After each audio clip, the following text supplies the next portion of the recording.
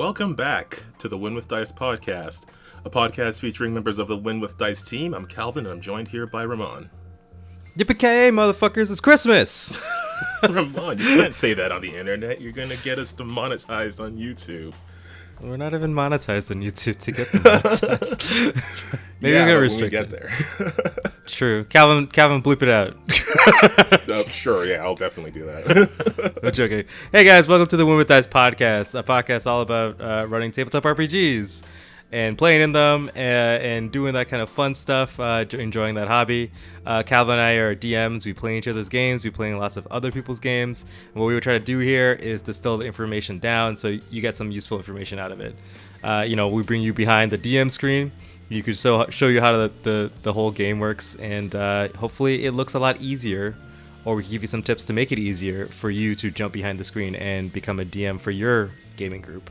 For the most part, and also just if you want to listen to us ramble on about Flim Flam and maybe steal some of our ideas, that's also good too. It's good. Yeah, definitely useful.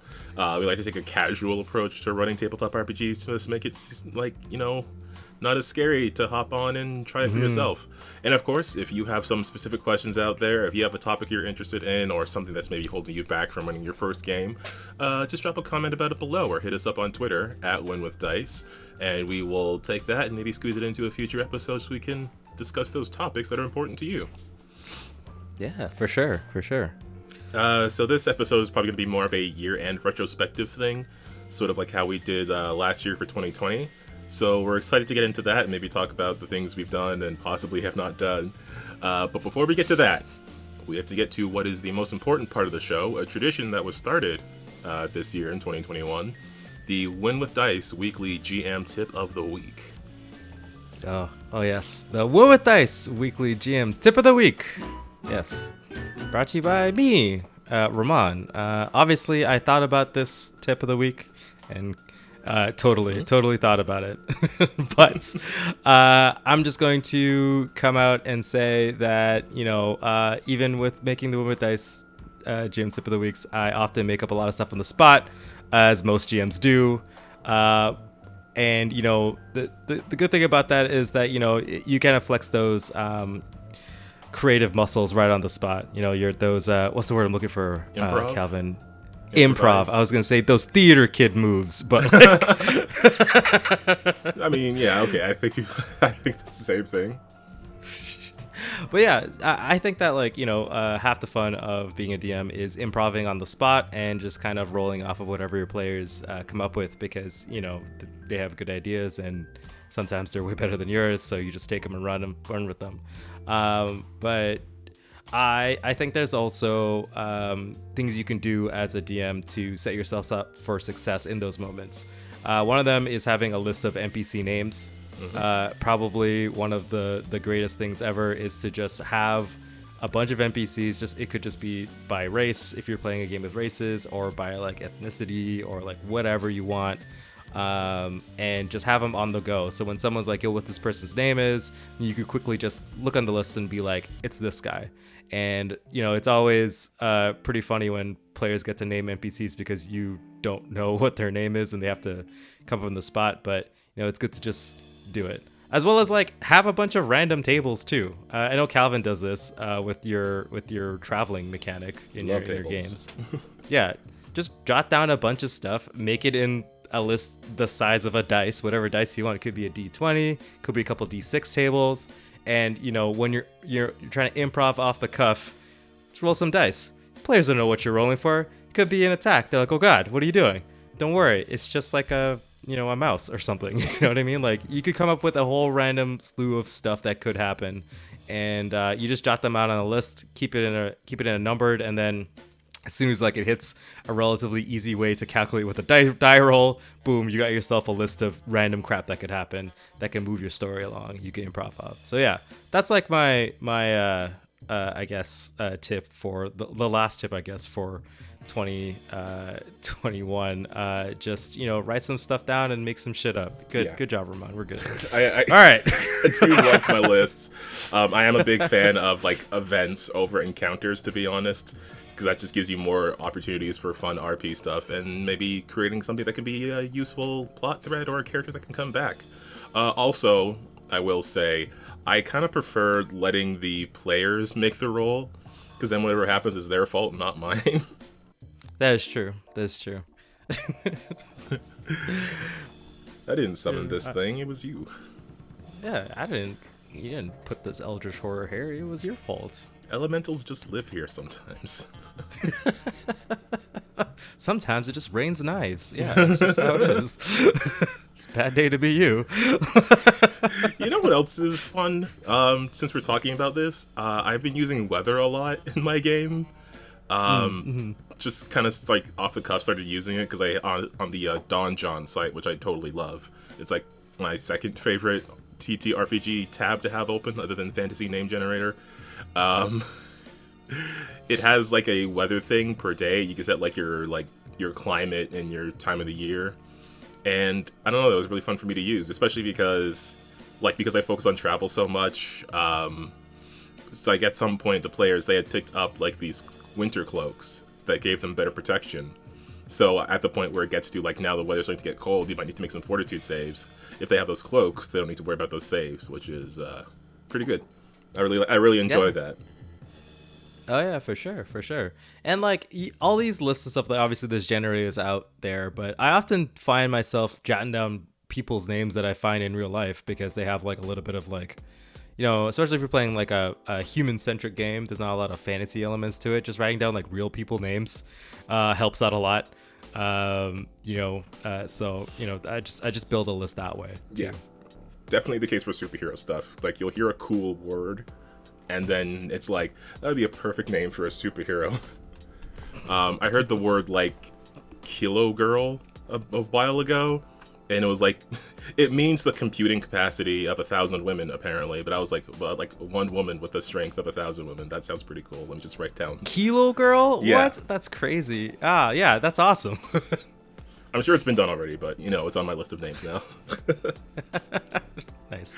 She definitely sounds like a woman, not woman. I was gonna say a villain, but it came out as woman for some reason. Could be. I don't know yet. Kilo Girl. It's just on the list. But yeah, hopefully that is useful information to have things prepared to help you improvise. Maybe she could just have 1,000 or something. Like she could just have like 1,000 hands, and they could just slap you 1,000 times. That would be pretty funny. I mean, I don't know where she would fit those hands, but they would just like a pair. Just like, okay, magic hands for slapping. They're just being for slapping, yeah. Maybe. Okay, let's hop into this episode. Just thinking about Kilo Girl. Before we get even more distracted. So, 2021. What a year. I did want to talk about our channel analytics for a bit. I just wanted to brag a bit. I don't know if you guys know this, but we have a YouTube channel. So this year, our videos got over 17,000 views, 17,746, with 2.6 hours of watch time, which by my math is a little over 100 days. If someone was just to watch our videos for a little over 100 days, that's basically what happened this year. Wow, that's a long time. That's like a third of the year. Right? It's ridiculous how much explosive growth happened this year, and I just really wanted to talk about it because I'm really proud about it. But I'm also really grateful for all the people who like stop by and listen to us, the regulars who show up every episode, and you know, they write comments and messages on Twitter and stuff like that, and it's just really nice to have to see that. It's just nice to put something out there that people are excited about and something to be proud of. I feel like the moment when our channel, like now you can go to youtube.com/c/winwithdice instead of like the normal gobbledygook they give for a channel name. Yeah. I don't know. It's been crazy, for sure. And like, I really appreciate, like, I don't think I can really say, or Calvin, I can really say like how much we really appreciate everybody who stops by and watch our video. Like, it means a lot to us. And, you know, everybody's leaving a comments and everyone's interacting with the on Twitter and stuff like that, like, man, it really makes me feel really good about what we're doing. And even, you know, hearing good things about like our friends and stuff, and some other people, like, you know, jumping into this hobby, and it feels like we're making a difference. Yeah, I mean, yeah, just getting to share those things is so great. I love showing off my friends on this platform that I now magically have. Oh yeah, for sure. And all the cool people we met. You guys are awesome. Thank you for deciding to come out to our podcast. Yeah, I definitely want to talk about that as part of our retrospective. I also wanted to mention that, like, the majority of our subscribers came from this year. We got 139 over the year, and we're at like 265. And like 2020 was like half of that. 2019 and 2018 even less. So, yeah, some of our top videos. Our top video right now is still the first episode of the actual play stream of Lancer. Oh my god, that's true. Just bringing in the views. True. I really hope people, if they watch that, they go on to the next ones, because definitely as time goes on, you can see we started to get better at streaming. I think the quality of our videos is definitely better towards the later ones, so I hope people don't like see that and fall off. That's something to worry about. That's always the problem. I feel like we're always like new at stuff, so you know the quality of the first thing we do is always kind of shit, and then it just gets better. I mean, not like it's a bad video by any means. Like I was still super nervous streaming the first game. I really only, actually, to be fair, like I haven't really played lots of ran lots of games of Lancer. That was actually like probably, this is like my first actual campaign I've ever made in that system, and and you know, I just kind of took it and run with it. So I'm glad that people are watching through the first season of that. And I'm glad that people are checking it out, because man, like I love Lancer a lot, and obviously we're going to continue it in season 2 next year. But yeah, super fun, and I'm glad that people are still checking it out, because you know, I would like to do like a recap of like the first season, and then we can go into the second season. That'd be kind of cool to do. Oh yeah, like a separate recap video. Definitely, we can definitely do that. Because like the majority of our top 10 videos for 2021, if I'm just like looking at them right now, like 3, 4, 5, 6, like 7 out of 10 of those are Lancer related. Either stream episodes or podcast episodes where we talk specifically about the game, or even our getting into character series. Where we talk about character creation. Although our top one is still Mutants and Masterminds, which I've been wanting to redo so badly, because I feel like we can do that better. But it has so many views. That's true. Yeah, I mean, what you gonna do? Yeah, I like that video though. It was fun. It was fun making it was super fun. It's just like it was like a lot of things we've done. The early stuff, it was fun to do, but at this point now, it's like I know we can do that better. Yeah, and I feel like that's like how every YouTuber feels. It's like the first time they did something, they're like, "Damn, I'm just so much better now. We could, we should probably do that again." But you know, it's okay. Yeah, that's like one of the other things that's going on with me, because I used to have a gaming channel way back when that I haven't touched for a while. Like I it was called Brick Built Gamer, and my avatar used to be like this little Lego figure, and I used to like dress it up whenever I played different games. So I had like this night suit for like RuneScape and stuff. I had a space suit when I played Dead Space. I made a car, and I had an image of me stealing this car from a person from when I played GTA. Nice. But then there was some stuff going on with YouTube, and it was like, I don't know if I can put out like game videos where I'm playing M-rated games and have like a Lego figure on front, because I don't know if that's gonna be like, a kid might watch that and then I'll get in trouble because there's stuff YouTube was doing that I don't want to get into. For sure. So I hadn't touched that channel for a while, and then I just kind of like lost the steam for it after not going on there for so long, which is why I'm really glad that I'm getting into the gaming streaming. That's been a ton of fun to do, and that's been something I wanted to do for like forever. So I'm just glad I finally like got the nudge to start doing it, and people have been enjoying that as well.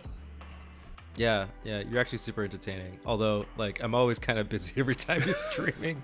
Yeah, Thursdays and Friday nights in my life are super busy, apparently. But yeah. Yeah, that's what the VOD is for, at least. But that's what I like about streaming on YouTube. It's just like, as soon as I'm done, everything's here.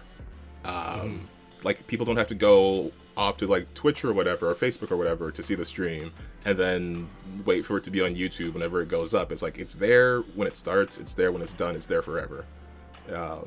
That's just a lot easier to deal with. Yeah, for sure. Because then I don't have to do like uploads or whatever. It's just like I'll just put something in the title, and then boom, it's up and people can see it.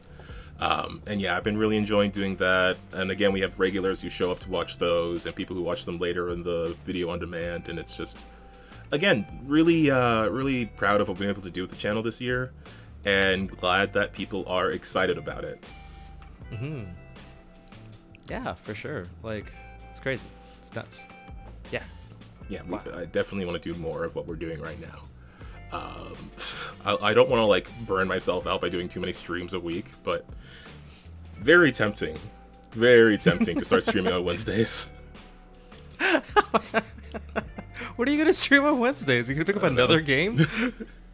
I don't know. I should have played Halo before Outer Worlds, because at least Halo has an end. Outer Worlds and Skyrim are gonna go on forever. Well, I mean, Outer Worlds has more of an end than Skyrim does. Skyrim has an end, but it's very, very long. Like, yeah, no, I mean, like Skyrim can go on forever. Outer Worlds, it's like, I know I can get to the end of the game within my own lifetime. It is. We've done the math. It's possible. But yeah, I'll have links to those playlists below if you want to get caught up on those before more episodes of them come out. But let's hop into this retrospective maybe after that little brag on our on our analytics, where I'm just sitting on this page and looking at what happened over 2021. Yeah, it's good. I'm glad. I'm glad that the numbers are higher. I'm glad that the people are great, and I'm glad all the people I met in 2021 and the friends I got to make and stuff like that. So appreciate you guys, like, for real. Like, it means a lot to me. I'm like the most sentimental person ever. So it's like I feel you in my heart. You're in my heart now. Thank you. Sames. Yeah. Yeah. I'm gonna gush. So let's move on. So last year, one of the things we talked about was playing with new DMs. Specifically, we were talking about playing with Tim doing his Lost Mine of Phandelver in Pathfinder 2e game, and with Rebecca doing her Catfail Academy for the Adventuring Academy game. And yeah, I wanted to like just touch on those for a bit. As part of looking back on the last year, because we played in those games a bit more, and we've been like just really seeing like the direction those games are going in. It's just been really exciting to play with new GMs. Like I say all the time, like they'll do something different that I wouldn't do in that given situation, or that I wouldn't have thought of, and then it's like, well, now I want to do the thing that you've done. Like I want to have like the physical puzzle and stuff. I want to get better at describing combat, making it feel more real, or have a tennis match, or beach volleyball rather, I should say.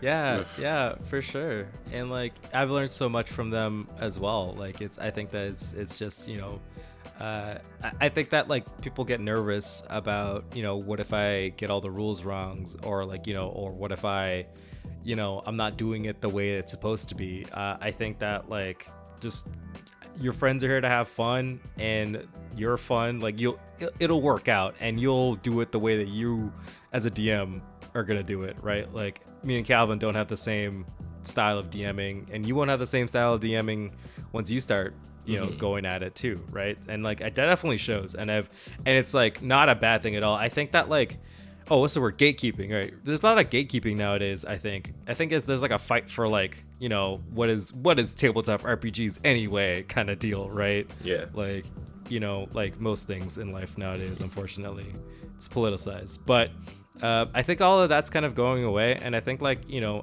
the whole old guard idea of just like, you know, this is how we always played it. I think you should throw that crap out the window and just do it the way you want to do it. And there's ways to do, you know, you have good ideas, just implement them, man.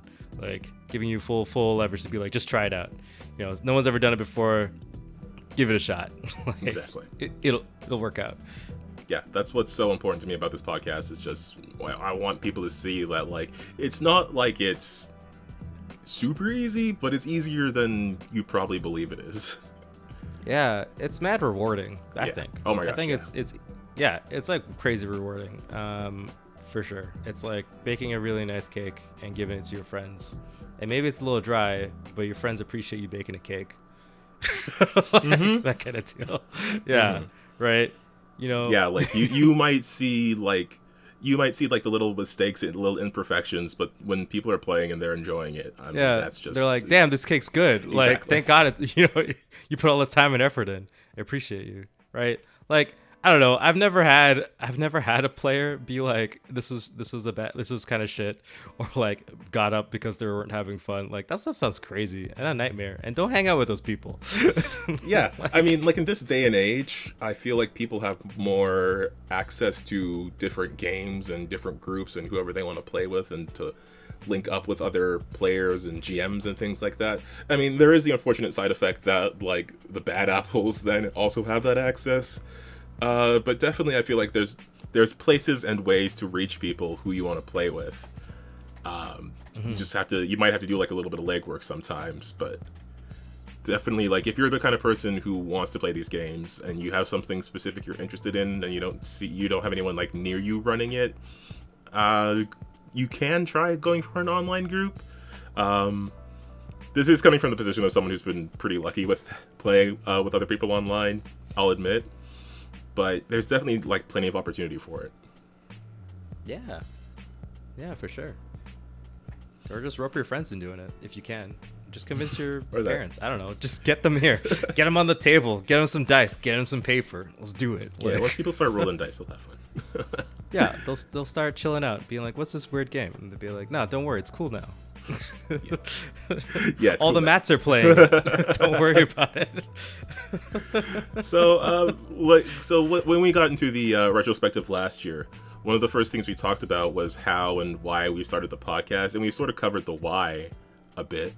But yeah, like you spoke about the Trash Taste podcast as part of the inspiration for why you wanted to start doing this. And for me, it was like, I can just talk to the internet for a bit. We had been talking about doing something like this before that, I believe. Certainly talking about like streaming an actual play of some sort. Yeah, and it's cool. I'm really excited that we, achieved those goals, right? Like, actually, it's pretty cool that we said we were gonna do something and we did it. It's amazing, thank God. It's such a rewarding 2020. Feeling. I know, right? This is what's good in 2021. We set a goal and we did it. Because we used to have the roundest table. That was the earliest iteration of this, and I haven't gone back to those for a while. I do remember. Well, one weird thought I had today as I was listening back to our original retrospective episode is because I was thinking back to Roundest Table, and I was thinking that there was this one particular song in it that just felt like the theme song of that show for me. That I don't remember the name of it because it was just from some audio library. But there is another song like that for me is the theme of the Win with Dice podcast, and I don't know if anyone is aware of it except for literally only me.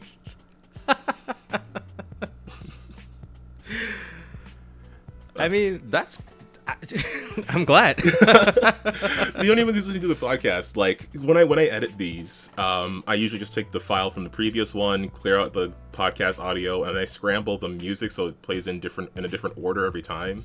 But the track I play at the beginning, I don't know why I'm shouting this out, but Realism by Grandbankss with 2 S's. To me, that is like the podcast theme at this point, because I always play it first, no matter what order I put the music in. I always play that one first because it always has it's the most like chill talking music for me. Everything else fits that, but this one just like stands out the most for me as something to like when you're listening to it. It just feels like you're just having a relaxing conversation. Some cool music is playing in the background. Maybe there's a bit of rain sounds in the background. Maybe we'll edit that in. Maybe that'll be the thing this year. It's a little moody, It's a little cafe-esque, just two Canadians who apparently like each other a little bit too much to be like, yeah, we're just talking about, tabletop RPGs and stuff. Yeah, that is the perfect track.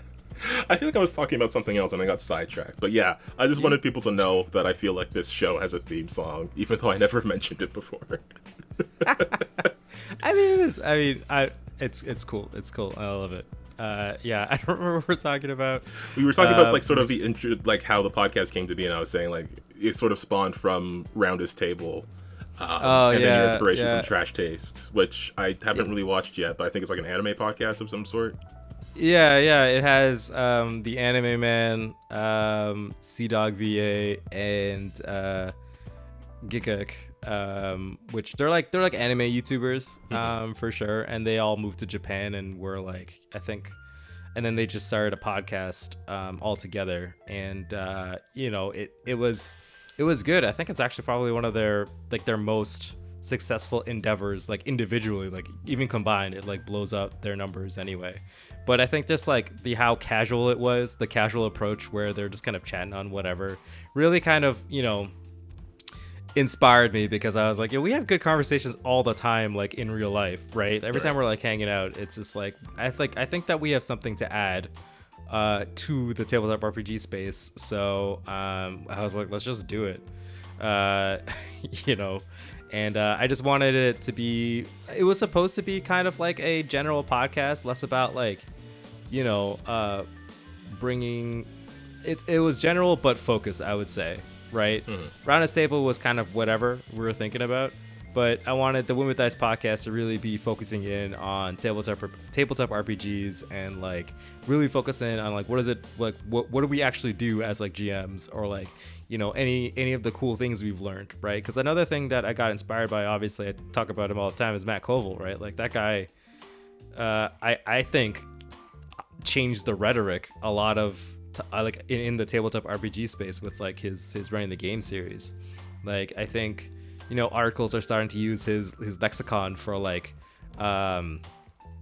what's it called, like role playing, right? Like capital R role playing or lowercase role playing. Like that's how I see it too. Yeah, right. It's just, I just think that like I was like, yeah, this dude is the reason why I think I started the Ineon campaign, actually, because he was like, oh, try out all these cool things, you can give it a shot. And then I did it, and I was like, wow, that was super easy. Why am I not telling anybody else to do this? I can do this, right? I can tell people just to try it out. Just give some people good ideas, and hopefully it works out for them too. Exactly, right? It's like, shit, I could do this, so, and that's where we're at. That's why, like, we're doing the podcast, and I forced Calvin to be like, let's make it happen. Yeah, definitely. I'm definitely like really happy you did, and I guess I sometimes get I'm all tongue twisted. I sometimes get like nervous like talking to people IRL, especially like if it's like not someone I know and I don't have like a rhythm with them yet. But just like talking to a friend, doing a podcast, it just feels more casual, and it allows me to get my ideas out more. It makes it easier to communicate how I'm feeling about something, how I feel about a game that I ran or that I was in. It's just really easy to get into the podcast mode, I guess you could call it, doing the podcast voice, or at least trying to sound more. I don't know. I feel like I sound different when I'm doing podcasts. But maybe it's just hearing back my voice. It could be that could be the case. Although I've heard many people say that you have a good podcasting voice, and commenters let Calvin know he has a good podcasting voice. I think my voice is terrible, but I say a lot of crazy stuff, and that's probably why you guys like me. I will admit I have gotten those compliments. I try not to let them go to my head, because it's not like I did anything to my voice to make it sound this way. Yeah, I've thought about doing voiceover work. Maybe I will be the next Sea Dog. I already have the C name, so. Do it. You should do voiceover work. I think it'll be pretty good. Or maybe I'll write something crazy and you should just do all the voices. That'll be pretty fun to do. That'll be cool. Maybe that'll be our next Win with Dice project. Is you already have Calvin a project going on. Listen, okay, I have a lot of projects going on. Fair, yeah. I'm a YouTuber now, okay? So something we also talked about was our favorite moments from the podcast. I had specifically mentioned the story of it was in the Quest of the Fateseer game, where you guys had fought like this bandit ambush, and you had managed to like fight them off, and the leader ran off, or well, not ran off, tried to escape, and was captured immediately, but eventually let go after you took everything she had. And then you met up with her later as you were on a task to rob a vault, and she happened to be trying to rob the same vault at the same time. And I was describing to you how I had to look at the calendar and figure out how she could get there at the same time as you if she left at a different time and you guys had horses and she didn't.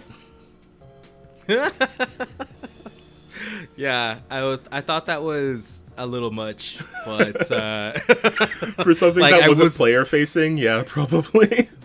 Just a bit. I mean, that goes to show you how different DMs we are, right? And the broad perspectives of like what we think are important. Yeah, because we could have, like, both of us could have done the thing where it's like, here's someone you met before and they're in this place, but we wouldn't have gone like through the same approach of like, you might not have measured out like the days it would have taken. I definitely would not have. I would have showed my work if a player asked. But no player, and I can't even conceive a player being like, wait a minute. You know what? I think I would have been the player to do that. That's probably why I did it for me. I don't even think so, man. I think you would have been like, oh my god, you're the person from before. Let me check my notes. Oh shit, you're right. I totally would be like swept up in it. Dang it. I can't even say that. You mean a returning villain? Wow. Like... Because that's what I was. I was pretty excited just to see her again, but the math was not needed for my excitement. I think I just needed it maybe. But I was wondering if you had any standout moments or anything from the podcast this year. I don't know. If everything just feels kind of like a blur every time we do this. I can't believe we're at episode, was it 74? 70. I was gonna say 75. You might be right though. Yeah, but like, dude, that's crazy. This is a crazy amount of episodes. It is bonkers to me. Jokes, it is 74. Yeah, so, yeah. Oh, yeah, because you name your files when you record. I name them after. Yeah. So, I honestly, I've just been having tons of fun listening to the Draco Corona game. I don't know what about it is. I'm like not in that game at all. I have no connection to any of the players. I've never talked to them. I've never been in your game whatsoever. I haven't even seen you run it, nothing. But every time you recap it, I'm like at the edge of my seat wanting to hear all what happens to these players. So, that's like probably one of the best things about this podcast is I get to hear what's happening in that campaign because it sounds so fun. Like, it really is. It's probably like, because it was the first game I ever ran, and now at this point it's probably like among my best GMing work. When people are surprised by things, when they're excited about things, when they're going on these long journeys. I don't know. I love that game so much, and I love playing with the players in it.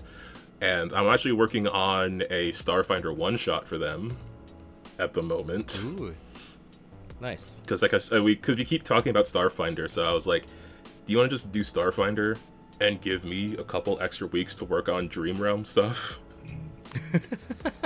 Can we just take a break and just watch something else? Yeah. So yeah, I'm excited to do more stuff with them. But thanks though, I really appreciate that you're excited to like hear about it. What? I never really know like how people feel about like recaps of games they're not in, so it's nice to hear that you are into it. Yeah, man, it's crazy. It's very good to mine ideas from my games. Just like, wow, that's really cool. Also, I love when I just give you ideas about something so ridiculous, and then eventually it'll work itself into the plot. Like my nonsense gets to be in your game, which is kind of nice. Oh yeah, I have my ideas section in my notes that I go back to, and it's like, oh, can I do something with this?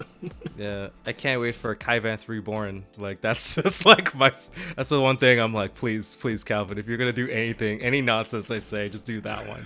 I don't know. Who knows what'll happen? I just want Kaivet to just keep being the boss. Like they just keep fighting Kaivet over and over again, just in different forms. Like I want Kaivet to like get hold of like one of the coronums and just ascend to being like an actual, like reborn into like an actual body, but he's now like a real dragon. He's like Kaivanth ascended, like something ridiculous like that. Yeah, if he comes back, his next title will have to be like much more ridiculous. Yeah. I just keep wanting like Kaivanth to be the big bad of the thing.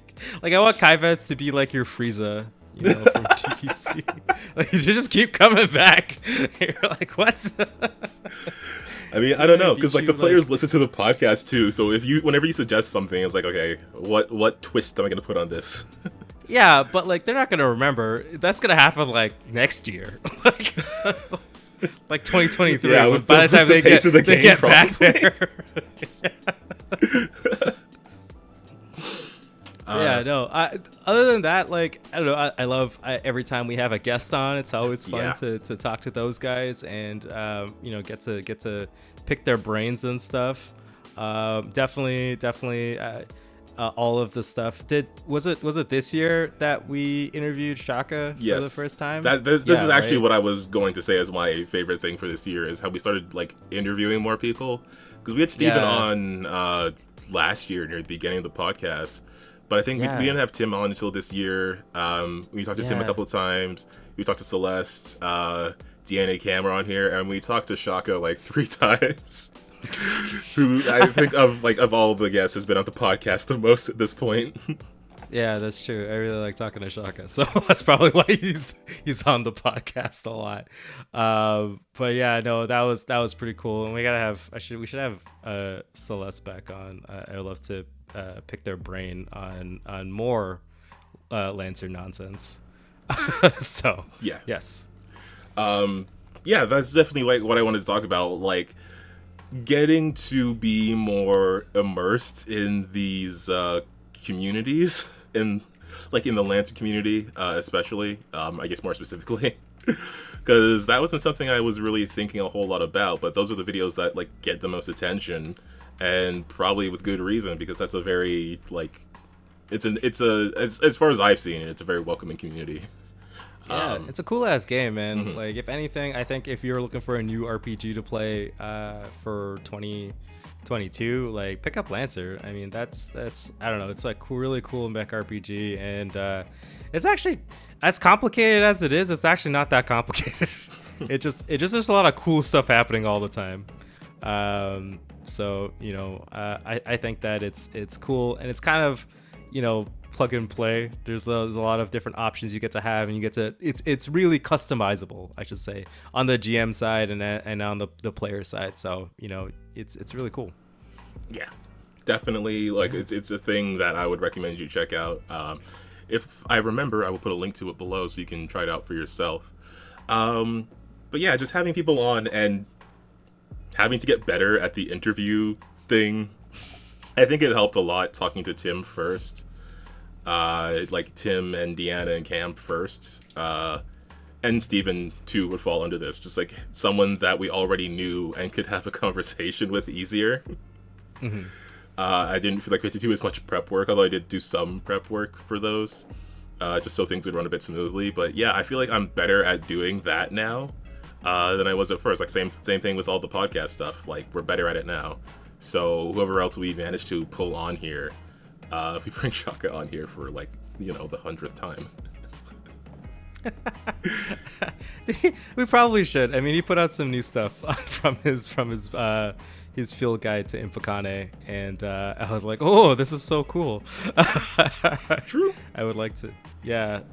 So yeah. Anyways, maybe we should get him to stream a one shot for us, like GM run a game, like a one shot game for us on the channel. We'll bully him. As much bullying as 2 Canadian boys can do. Yeah, which is not much. No. Definitely. And just talking to Celeste and like getting access, like seeing their guides and just picking their brain for a bit on like what they're into. I just really appreciate like people giving us their time for that sort of thing as well.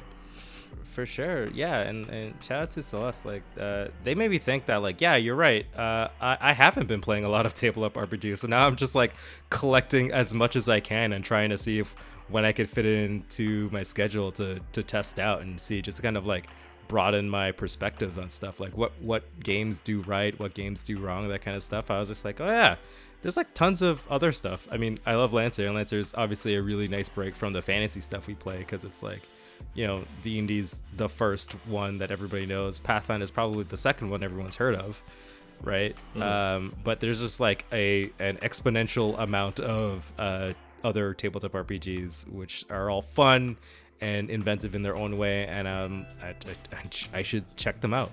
Yeah, definitely. Like there's something to learn from everybody we've had on here. So definitely go check out those episodes if you haven't already. If you go to our website and you look for the all of our podcasts are up there as posts, and if you look at the guest interview tag, you'll see which episodes those things happen in. Our website's very organized, you guys. We have a lot of tags for things. There's a Lancer tag, there's a live stream tag, there's a spaceships tag. I forget what's under there. I don't know, maybe we tag some spaceships? I hope so. Okay, so this part last year was the hardest one for me to answer.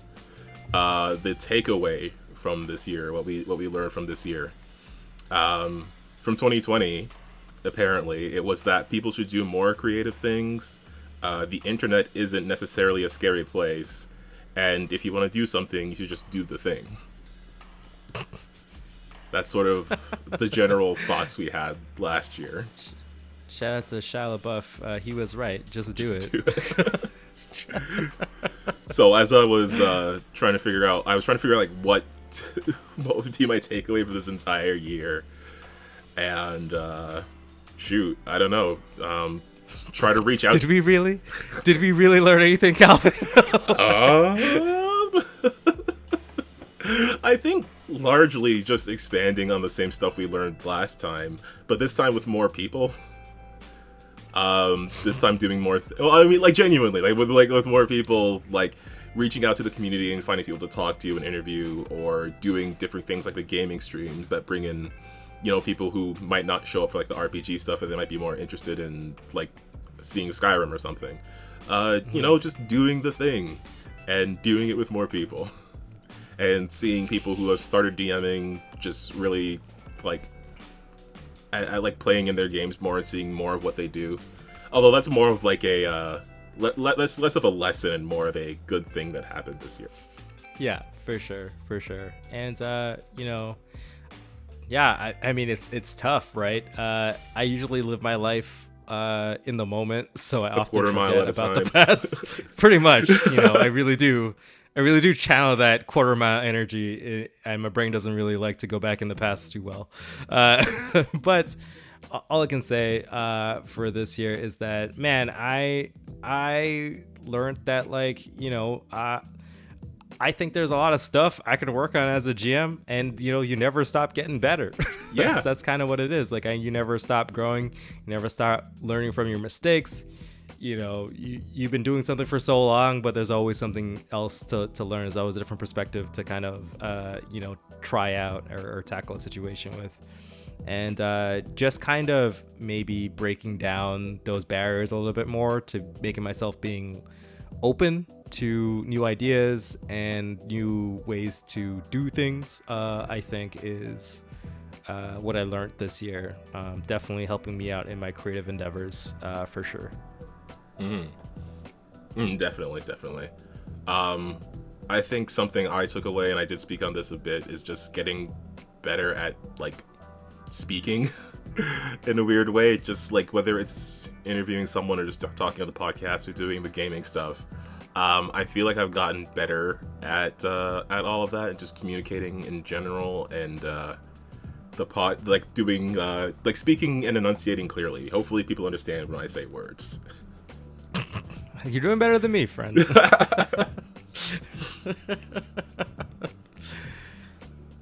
And definitely like producing stuff, like all the stream stuff we've done.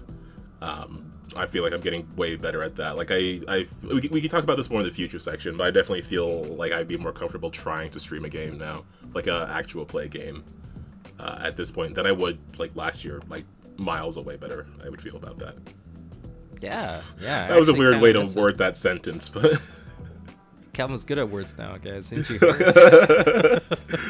Well, I'm not perfect, but Yeah.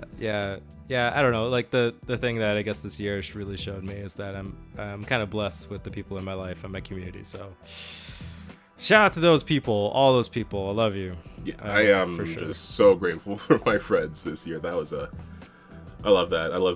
Man, I'm gonna gush again. We gotta pivot. All right, Calvin. What's the next step in this what at the end of the year with DICE retroactive review? Sure. Yes. Sure. The last thing we had talked about was our plans for the future. Oh yes, the future. So here's the accountability section of the show.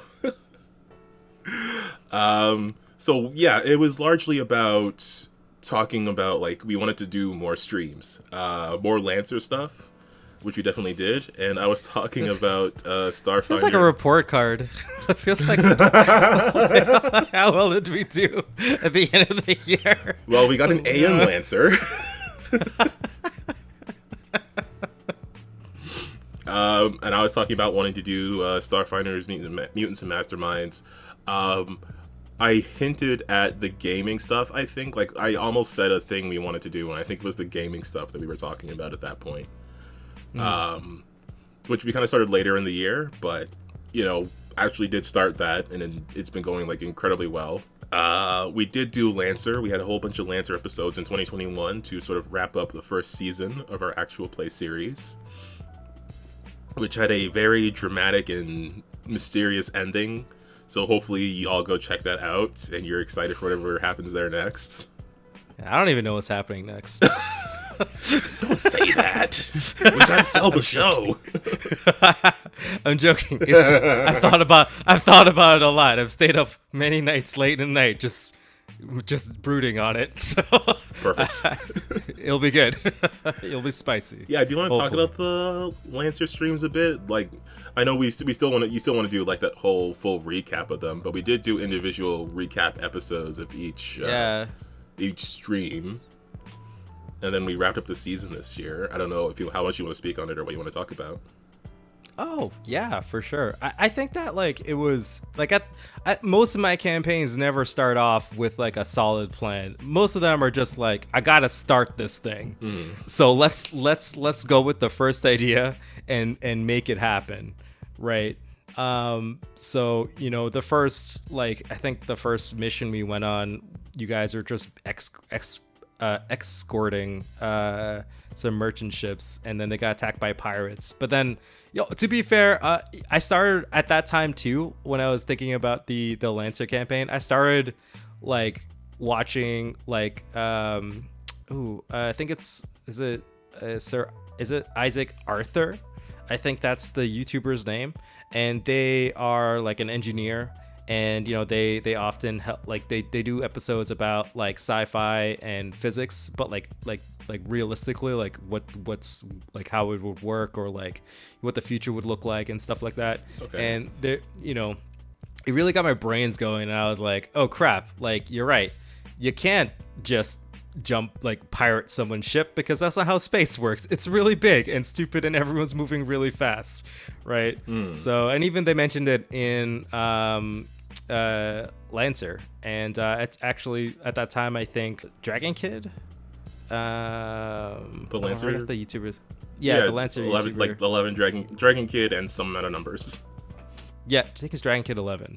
Yeah, maybe. I'm sorry. we'll link it below. Sure. Their he YouTube totally channel started to the doing. Show. Yeah, totally. I hope so. The guy's cool. I watch all his videos. That would be awesome. But yeah, no, he started doing Lancer lore, and it really helped me out a lot. So, you know, as like basically like every time that guy put out a video, I was like, oh, I can do this, and I'll just add this in.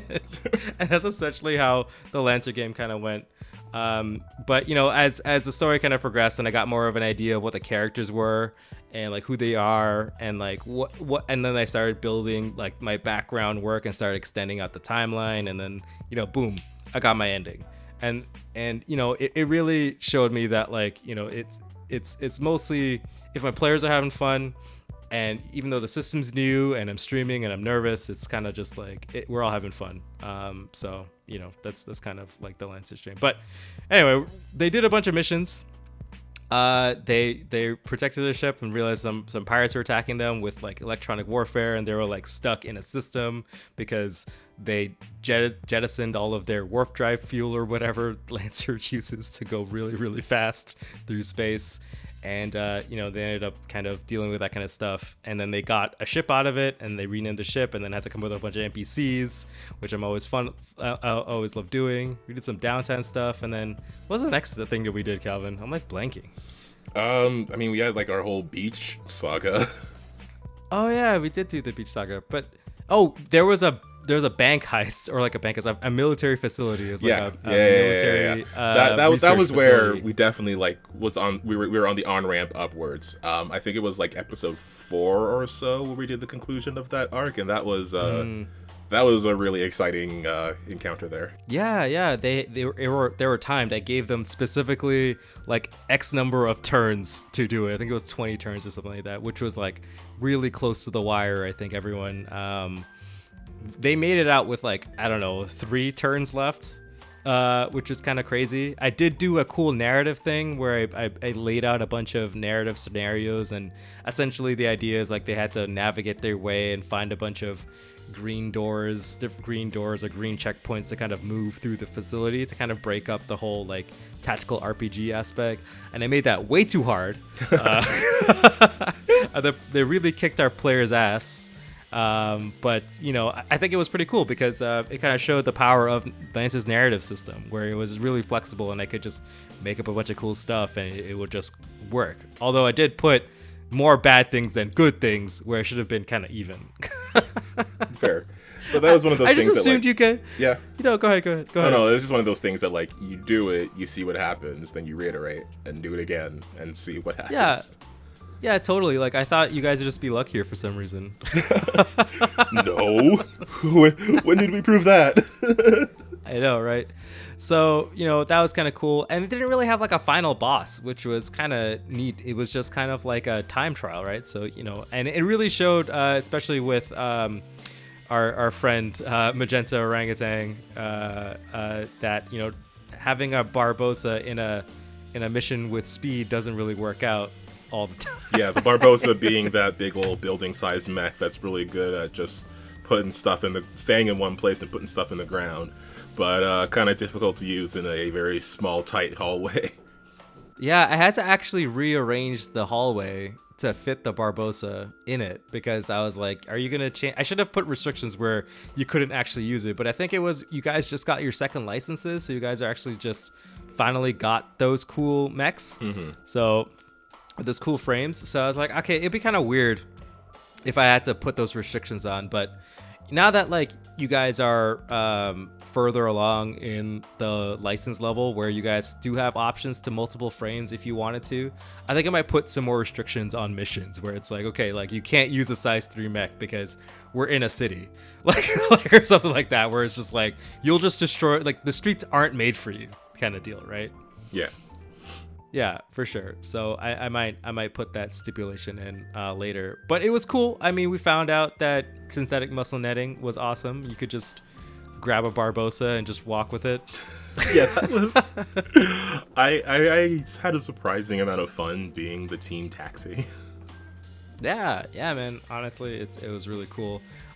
It was cool, you know, watching you guys freak out and realizing that, oh god, we have only X number of turns to do it, and you guys didn't put 2 and 2 together. Maybe I wasn't clear the first time I said it. Probably too hyped because the stream was going. But yeah, that was kind of cool. And then the after that, you guys did the beach episode where you guys went to It was a like 3 water episodes. planet.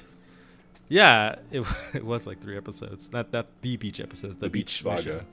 beach Yeah, arc. I called it shore leave or something in my head or something like that. But yeah, you guys got to a planet that was mostly just like basically one giant low ocean, low sea that had a bunch of strings of islands, like a big kind of like large archipelago. And yeah, some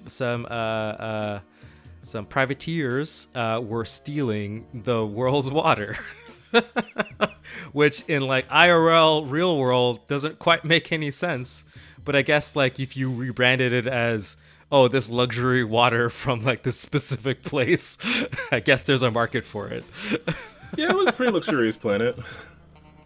It was a nice time, and I got to create a bunch of NPCs you guys could have recruited, which was slightly a mistake on my end when I put them all on the battlefield. So then it was, you know, a bunch of NPCs, a bunch of player NPCs, the players, and it kind of dragged on. You guys fought a ship, which was super cool and super hard, you know, but you guys ended up destroying the ship. I think the last damage on the ship was actually done by Slade in his goblin with Osiris just doing the whole finger gun, like just blew up the ship with memes. So it was pretty cool. Definitely getting into Lancer in that game was one of the coolest things, and learning about the NHPs and seeing how like weird they are. I don't know if we want to do like a full recap of that whole thing, or if we should save like a whole episode for that, because we can talk about that a lot.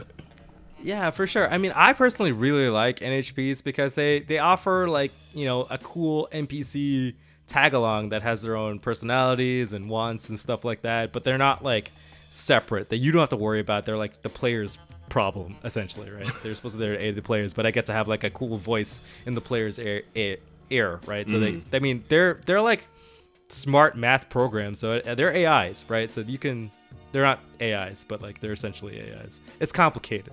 They're not even like, they're like made from like a sentient computer. It's complicated. AI squared. Yeah, it's like AI squared. It's like if an AI made an AI, right? Whatever that is, whatever crazy math eldritch being tied up into some sort of other dimension in a black box in your mech that gives it cool superpowers, essentially. Yeah. In simplest terms, yeah. Yeah. It's like I don't know. But anyway, I liked it. I liked the NHPs. I liked the stream when I always like putting the NHPs on the map because it's kind of cool, because everything is you're basically looking at everything through a screen anyway, right? If you're in your mech. So the idea that like they would project themselves out on like augmented reality on the real world as like, you know, them doing stuff. I thought it was super awesome, especially every time Osiris showed up. I found a picture of just like this crazy black humanoid with like this green tapestry. Then I make him bigger, like he's like literally like a god, because obviously Osiris being like that kind of narcissist would just be like, I'm the biggest thing here. Yeah. like I'm the coolest. And like every time he does something to someone's mech, it's always like him just reaching in with his massive Osiris hand and messing them up, which is pretty cool. I also like Sekhmet. So I think Sekhmet and your character's relationship is pretty cool, because your character is really not a killer and Sekhmet is very much a killer. Yeah, no, my character, like, the button to activate set mech is like taped over. Like, do not use. Oh man, I'm looking also at the art that Steven made for our characters, and just I'm really excited about that. Yeah, man. We should. And you know, I think it's just really fun. I think that, you know, the whole team is really fun. I like all the characters. Magenta Orangutang being kind of like I wouldn't say the main character, but definitely like a force to be a force to be reckoned with on the battlefield. Definitely lives up to the hype of that name. Yeah. But yeah, I do love the interactions with everybody. I love how big the Mako's mercenary company or for a security company. I've gave them all names and backgrounds and eye colors and stuff. I just found like a generator and I made like 20 characters and I was like, I guess these people are real now. Don't let them die. If you're really sad. Just if they die, I'll have a list of people where like at the end of the campaign it'll just be like the fallen. Oh no, like a list of people. Like which battle they fell in. It'd be so good. Like which mission they came in. It'd be like XCOM. Just like who didn't make it out. Yeah, so I'm excited for that. I'm excited to explore that aspect a little bit more. I'm excited for the ship, which always gets really funny every time something goes wrong with the ship, and that kind of stuff. I think I'm just that kind of player. I think or that kind of GM. I always like to give my players like stuff to worry about and stuff to care about. So like, hey, you have the ship now, don't lose it. Yeah, no, I if I did that, then I would care about the thing too. Mm-hmm. like the quest of the Fate Seer game is essentially one big escort quest, and I am so terrified for Brima. Poor Brima. Yeah, for sure. And then yeah. Oh, I was gonna say and then we ended it off where the players were introduced to this bigger organization, realizing like this whole thing was kind of like a mini test to. Not a mini test, but basically just like a vetting process for them to be super spies, essentially, which is super cool. Yeah. I like the setup. I like that we can go into something with like our character's history. Like we figured out our characters, so we figured out our streaming. So I'm excited for like whatever we can go into at this point. I'm really excited for it. Yeah, because I really like the concept of the UBI, I think that's the acronym, or UIB, the Union Intelligence Bureau, where it was basically just the Men in Black, where it's like a off the grid, only so many people on Earth, like in Union, knows of their existence, kind of like secret shadow organization where a bunch of randos like you guys can all come together and do a cool mission and go places where you're not supposed to go and be incognito because it'd be kind of fun. And also gives me like a reason to give you like a ship and become, I guess basically you guys are playing Mass Effect now. You guys are all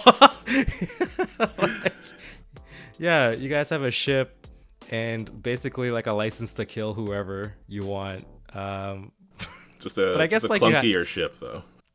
Yeah, but I guess like to be fair, you guys can just kill anybody you want anyway because this is Lancer. You guys have giant robots with giant guns. Like, who's gonna stop you? Presumably other people with giant robots. Yeah, but they're not as cool as you. But I think it's also cool that your character's a streamer and is constantly streaming her life, which I think is pretty funny to lean on. Yeah, was not remotely the initial idea, but now she's like a gremlin diva. Well, we'll see how long that lasts, because my character in the Fandelver game was meant to be very grungy, and then she ended up being the team mom, so we'll see how long it is before my Lancer character also becomes a mom. It's like the momification of Calvin's characters. Eventually, they'll find something to care about, and then it's over. Yeah, no, she's really attached to Magenta Orangutan, sometimes literally, so... Yeah, that's true. I mean, you guys have a really good relationship, which is pretty surprising because Magenta Orangutan is not nice. Like the exact opposite. Yeah, it is. But like, I think it's the fact that you put people in the ground, like Magenta really, like respects, and it's like you're like reliable. Like he only cares for people who actually good at their job. Well, which is fun. I'm sure she appreciates it. Yeah, there's tons of stuff about Magenta's backstory, so I'm hoping to dig into, and there's tons of opportunities for all the other characters and cool bits for Slade to dig in and uncover, and like there's a bunch of weird stuff happening, and I'm very excited. I'm very excited to get weird with Lancer, so let's do it. Yeah, I'm really excited for that. I know like I talked a whole bunch, and I kind of feel bad about this, but I kind of feel. Well, I'll get into this. So I definitely talked about wanting to do Starfinder and Mutants and Masterminds this year, and noticeably did not. But in all honesty, I don't know that it would have been as great as it could be like now, because definitely like last year when it came to streaming, like I was super nervous still, especially when it came to running the software and everything. Like I would always be like poking back at it. I would always be up on Twitter, like constantly tweeting, like, "Hey, we're doing a thing. Come check it out." Like every now and then, I would feel a need to go do that, and it got to the point where it was like detrimental to my playing of the game, because I would be very easily distracted, because I would be like, "Hey, did we drop any frames? Hey, did I tweet recently to bring people in? Is the software still running, or did something explode and I didn't notice?" But I think at this point now, after like doing like literal like gaming streams where I can't even look at the stream software because I'm focusing on the game, so I just have to trust that the software is working and nothing has exploded. Like I could not have like December 2020 Calvin could not have run a actual play. I don't think December 2021 Calvin potentially could, and I'm not gonna say I will because I don't want to make that promise again. But I am like looking at some stuff, and it's like I don't know how I feel about these ideas anymore. Maybe I just need like a fresh start on things. A fresh perspective might be what I need, so I don't feel tied down by certain things. Well, not tied down is a bad way to say it, because it's ideas that I like. It's just I don't know how to make them as good as I feel about them. So maybe I just need fresh perspectives or something like that.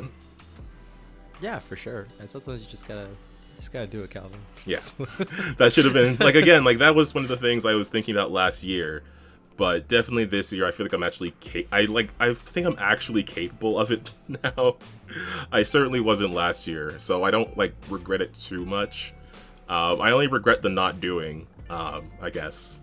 I partially regret the not doing it, but at the same time I think like it wouldn't have been good. I'd rather it be good when I finally do it. So that's on me. I'll put that out there. But it's something I definitely want to get into, and I feel like I actually could at this point. So I got to figure out who I can drag on for a regular schedule, because I'd like to do like a bi-weekly thing if I could. And then, yeah, I'll see who's available for that and where we can do it, what time we can do it, or what day we can do it. Yeah, the schedule's like mad tight these days. Yeah. But hey, folks, we're doing it for you. I might just have to talk to like new people, or like people I know but I haven't like dragged on yet. I would feel bad like recruiting a new person, because I don't know if people expect to get like paid for this sort of thing. I have no idea. So paid? I don't have any know. money. If you want to pay us so we could pay other people, let us know. Yeah, that's definitely like another thing we want to do. Setting up like merch or Patreon or something. Wanting to get onto, we've had talks about like getting onto other podcast platforms, and that's certainly something we're going to do next year. As we go into that, because it's something that people have been requesting, like actually requesting. So now that someone has asked about it, I'm under the assumption that at least 5 to 10 other people have looked for it but couldn't find it. It just didn't say anything. Yeah. So hey, folks, probably next year. Let's just say let's start. What's our 2022 goals, Kevin? Let's actually say it on the internet so we're accountable. Oh no, if we make it real, then it has to be real. So definitely getting the podcast onto other platforms. We have the plan for it. We know what platform we want to go with. It's just a matter of like, I wanted to give it a look and figure out how it works before we paid for it. So definitely doing that. For sure, it'll set up a feed that we can send off to other platforms. The mechanics of it don't matter. I don't want to bore people with that. But yes, we do want to get the podcast onto other platforms. Yeah, let's do that. Let's do Lancer Season 2. Let's put that out there. You guys Yes. get to look forward to that. Hopefully bigger, better, louder. I don't know if I could pull it off and be any cooler than I actually am. But I'm hoping to do that, and it'll be a cool experience. And I want to, get more into DMing Lancer a little bit more regularly. I did take a big hiatus for a while, but I wanted to definitely work on some other projects, and now that I've worked on those projects, I think I'm good to restart doing preparing for the Lancer stream again, and getting that going, and hopefully maybe by, I'm gonna say, January sometime, we'll get episode 1 season 2 whatever mission 5, I guess, or mission 4. I forget what mission we're on. I don't know if we'll call it season 2. I'm on the fence about that still. I don't think I'm gonna call it season 2. It'll basically be season 2, but I don't want people to look at it and think that they have to watch the previous episodes. I want people to be able to like jump right in. Yeah, for sure. I'll just call it. We'll have the camp. We'll just be like a new campaign title, yeah, but with the same characters, right? Yeah. So it'll be fine. Lancer Revengeance. Lancer Revengeance. Reborn. Kevin. Reborn. I still love it. I can't get enough of the different flavors of Kaivanth. I feel like I should also just have a dude named Kaivanth, and like he has like a wyvern tattoo or something. Sure. Cult of Kaivanth. Yes. Yeah. What else we got here, Cal? I wanna actually do different RPGs. I would like to maybe actually stream some Pathfinder. That would be kind of cool to do. It's such a staple of like what we talk about that it's weird that we haven't done a game. We've done like one game of it a while back, but we haven't done like anything more than that. Because at least Starfighter, we had a few episodes of a different series of. Yeah. It would be nice to stream like a one shot. I think I want to get into running more like close-ended adventures where it's like, you know, I want to do more one shots. Definitely. I feel like having a long-running campaign is kind of tough to just kind of start and keep going, but I think, you know, having getting people involved for like a couple of adventures would be cool, and then we could, you know, switch out people in the games and stuff like that. So, you know, it'd be kind of nice to do like a one shot in between, like maybe missions of the Lancer stream, just stream like another game, which would be kind of cool. Yeah. I also want to get into Icon, which is made by the same one of the guys that created Lancer, and I've played it before. I've been playing in a friend's campaign, and it's super awesome. And I feel more comfortable with the whole system now, and I kind of get it. And I want to run a game, so I probably do a one shot of Icon eventually. I bought a bunch of other RPGs that I kind of want to test out, so maybe it'll be Ramon learns an RPG and this is what I learned from it kind of episodes. That would be kind of cool. We'll stream a one shot of me trying to figure out this game with my players, hopefully having fun if they can, and you know, we'll talk about it on the podcast afterwards and see what I learned and what I'm going to take from it and put it into whatever game I'm going to run next. Yeah. I mean, yeah, we could definitely get to different games. Like, I've been wanting to play Masks forever. I've also been wanting to play... I don't think I've talked about this in public, but I've been wanting to play the Spy game for ages. And it's sort of like, it's based on 5e, but it's like spies and action and espionage and car chases and secret agent James Bond type stuff. Oh yeah, that sounds awesome. It was like, when I found out about it, it really hit at the right time, and I started like preparing stuff for it, and I have like this whole secret you know, those like secret spy organizations that are all like, you only named it this way so you get that name in the acronym kind of thing. Like, it's a ridiculous name, but it fits into this very specific acronym. I have like a bunch of those now that are just like sitting there that I didn't do anything with yet. Yeah. Just because I read about this game. Maybe Calvin will run that game before running Starfinder or something. Maybe. I don't know. I really want to get back into Starfinder. I miss like the game, and I miss our characters, but I don't know if I can get in the right headspace for the story again. So I don't know if I should scrap it and do something new, or just like soft reboot and try to get on a path I feel more comfortable with. I don't know. I think you should just run a one shot. I think running that one shot would help you out a lot. Sometimes it's just kind of getting behind the screen and kind of muddling around with it a little bit can revamp your whole idea of your game, right? So maybe I just need to like get into it and get slowly into it, do something different. Then maybe that's what I need. Mm-hmm. Just to get the feel of doing a stream game. I would love to do a streamed actual play of something. I'm not even too like twisted on what it would be. Well, just do it, man. I mean, I don't know, like it's kind of hard because you're running the stream too. But I would also say like it's definitely worth that's the it. thing, and, though, because obviously, Oh yeah, sorry. Go ahead. No, I was just saying, like, last year that was a larger concern for me, but at this point, it's less of a concern because it's like I know I can trust my software to not explode on me while I'm not looking, because that hasn't happened. Yeah. So there you go. I'm excited. I get to play more Calvin's games. So I'm assuming that I'll be there. Probably. Yeah. If not, I'll bully you to start playing a game. Yeah, you don't want to miss whatever the next Draco Rotive is. Yeah, I've done like 20 gaming streams at this point. 16 Skyrim and 4 of Outer Worlds. Wow. So yeah, like I know I can trust the software at this point, like provably. Yeah. Also, what I want to start next year, I think I want to have more input from you guys. Definitely. Yes. I want to know what you guys want us to do. I want to know what's going on, what games you're running. I just want to know what's going on with you. I want to interact with our community a lot more. So hopefully we can be in a position to do that. And actually, you guys can get something else out of it other than listening to our podcast. You could get, something else. As well as yeah, go ahead, Kevin. Oh, sorry. No, I was gonna say, like, I don't want it to feel like we're just talking at the audience all the time. Mm-hmm. I want to be able to like respond to things because, like last week or a couple of weeks ago, whenever it was, I just offhand mentioned on my personal account that like I couldn't come up with a topic of conversation, and I got like a bunch of replies.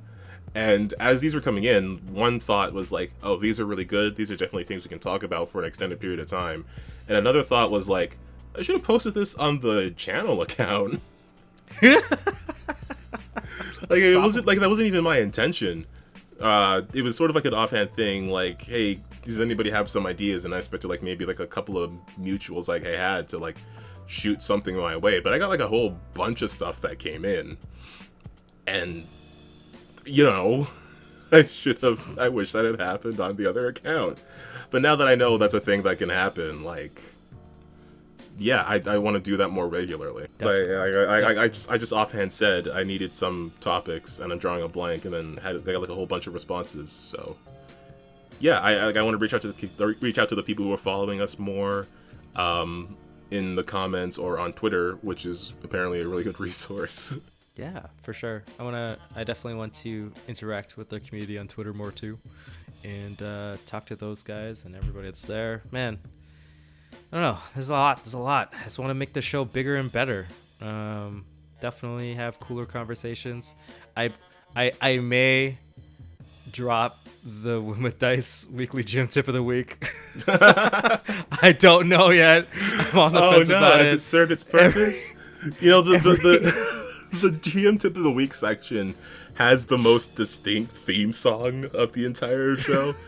Because, like, I drop the audio of everything else and I play this little tune whenever it comes up. Oh my god. It's so hard to come up with a thing every week, but I'm going to do it as long as possible. I'm telling you, man, just write them down before. I never write anything down. Never. I should probably write them down. It'll help out a lot. But I'm hoping to, if I keep continuing with it as long as I can, I want to, make those better. That section of the thing better. So yeah, and we want to get more people back on, returning guests, some new ones. Just sky's the limit, man. One with Dice, let's go. Yeah, I'll drag Alex on here one of these days. You should. I never met that guy, but his game sounds so ridiculous. Super duper is. Every time, man. I should say the actual favorite part of the show is the very end where you're just talking about the Untold Story recap, and it's just like the smallest snippet of the wild craziness that's happening. And every time I'm just like, "You did what?" And then you're like, "Lol, the show's ending. Bye." We never get into it. We never will. I love that little tease, but I don't know. What else do we want? Is there anything else to say about the future of the channel? I just want to expand on what we're doing. Keep doing more of it. Yeah, definitely. And like the secret project I'm working on, I'm hoping to release some sort of, playable version of it. Spoilers, it's a thing that you could play, I guess. at some point. So you look forward to that in 2022. Maybe not like the first quarter, but maybe during summer or something like that, where I can, fully flesh things out to the point where I feel comfortable of exposing not my friends to it, to the internet at large. And so there you go, folks. And I will try to stream an actual play on here at some point. Once I get comfortable in it, then maybe I'll be able to do it with more regularity.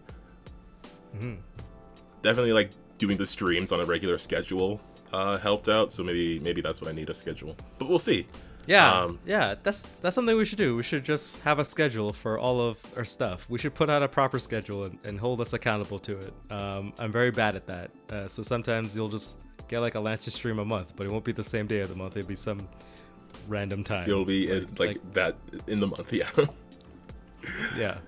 So for sure. If you want to see, if we do a calendar, or if you want to see anything else from our channel, like any artwork that might not have been in a video, any of our old posts, any of our retro throwback stuff, like our previous actual plays, then for sure go ahead and check out our website, winwithdice.ca, where we have all of that stuff just sitting there waiting for you to check it out. And of course, check us out on the socials, on Twitter and Facebook at winwithdice, where you can reach out to us through there or through our website if you have any questions, comments, or ideas of topics that you want us to discuss. And now we get into one of my favorite parts of the show, the outro, where I mention a whole bunch of the neat people that we know. Did you want to say anything else about the future of the channel, or should I roll into the outro here? No, we should go into the outro. This episode's getting kind of long. There's just so much to say, and we're just so excited. Oh, yeah, this is going to be a longer one. I have to, edit this before Wednesday morning. But first up, of course, I want to shout out to the field guide to Umfakane, an incredible Lancer setting that's both incredibly well written and has like a lot of interesting mech parts for you to use. That you can squeeze into your Lancer game to create a new extra space for you to explore. It's inspired by like real life history. Inspired by I'm trying to figure out how to describe it without just like saying everything that it is. But definitely go check that out. It's got like new NPCs, templates, player backgrounds, different equipment to put in your mech, and a setting with some great writing behind it that you should really check out. An LCP file to put in your CompCon, so you get all of those. And I don't see how anyone can play Lancer without CompCon. At least for me, maybe I need more experience. So definitely, if you use that. Yeah, I gotta tell you, like, I used to use an Excel file before CompCon existed, so, like... Yeah. Yeah, no, Lancer is a game that needs charts. but it's so fun. It's like, it's just, there's a lot of moving parts, like a robot. Yes. Go check that out. It also has the Kaltur's Golden Eye module series. I don't know what the term is for Lancer games, but we did talk about playing that a bit on here. So if you want to play that for yourself, go check that out. I should do that. Why haven't we done that? You don't want to spoil it. It's true, we don't want to spoil it.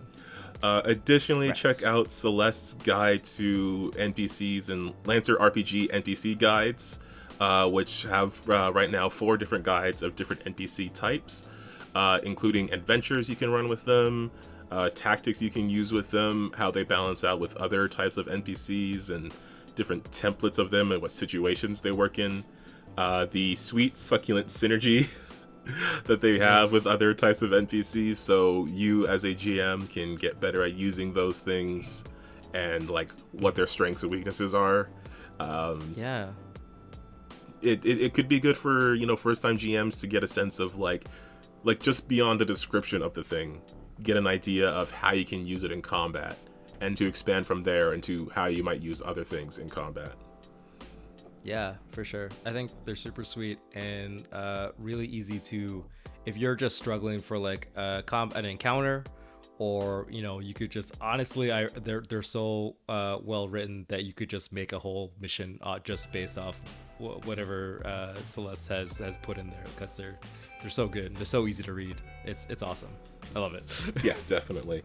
Like, just sometimes like tactics is a hard thing to figure out for new games. So definitely want to check that out if that's something you're interested in. It is something that I am poking into because I've been trying to figure out a Lancer one shot that I might be doing I might be doing one sometime next year.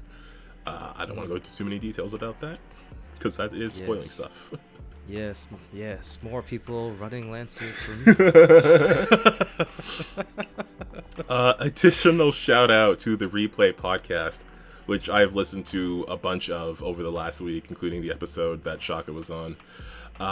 It's a podcast about experiences in gaming, whether it's like tabletop or video game stuff, and different perspectives of diverse members of those gaming communities. And, you know, sometimes it's about like their struggles in those communities, sometimes like struggling with like gatekeeping and stuff like that, and how they help create like a space for more people in the gaming world, in the gaming realm, making it easier for people to just like hop into this and not feel excluded from the hobby, which is something that's really great. So definitely go check out that podcast. There's a lot of interesting people on there.